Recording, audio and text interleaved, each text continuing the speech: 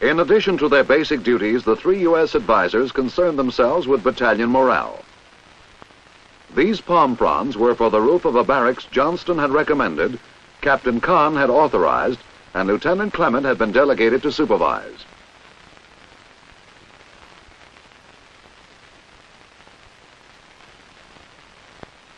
Even though Johnston expected to be reassigned to the United States before it was completed, he had not hesitated to recommend its construction. He knew he could count on Lieutenant Clement, his probable successor as battalion advisor, to follow through on the project. At Johnston's suggestion, Clement and Sergeant Jones, with Sergeant Doc aiding, assisted USIS activity by presenting residents of Đức Hòa with books, pamphlets, and calendars. Because Đức Hòa was located near the Oriental River and even closer to many access canals, the 1st Battalion was given its most important mission to date. Produce from this rich agricultural area and from the even more productive south was transported by boat to roads which led to Saigon and other cities north of the Delta. However, river and road traffic was frequently intercepted by the Viet Cong, who collected tribute from the farmers transporting their produce and terrorized them if they were uncooperative.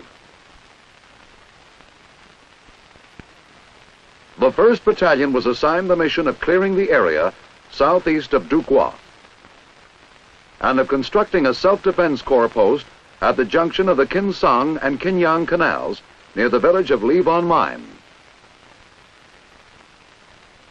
Upon receipt of the order, Captain Johnston and his counterpart formulated a plan for the post, selecting a position which would command both canals and afford the best route for reinforcements.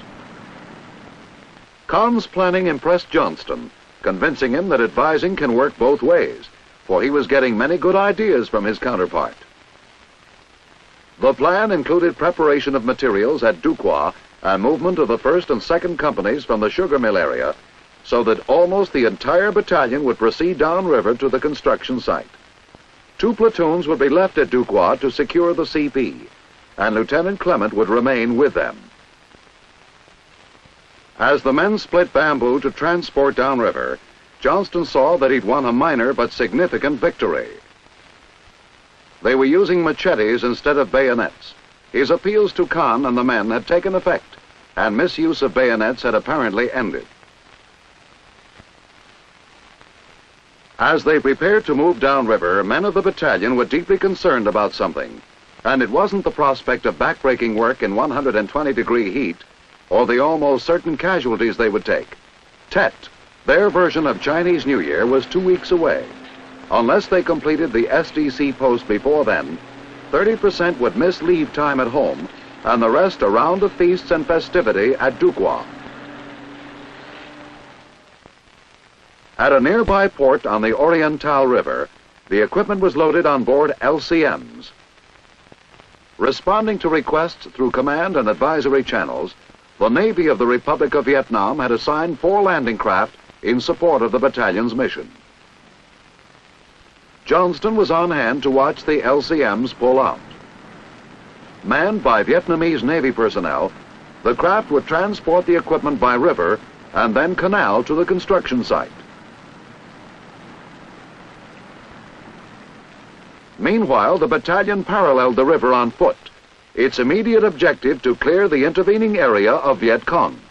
Walking with them were Johnston and the battalion commander.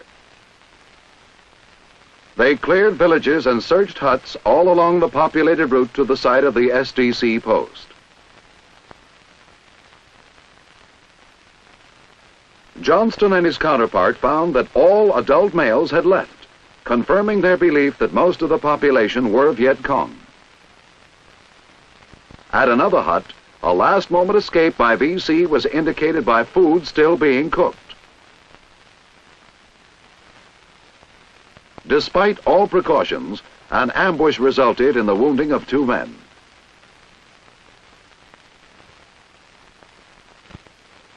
On the river, the Navy was having its own taste of the Viet Cong, receiving harassing fire from the thick jungle. In return, they opened up with their 20mm cannon.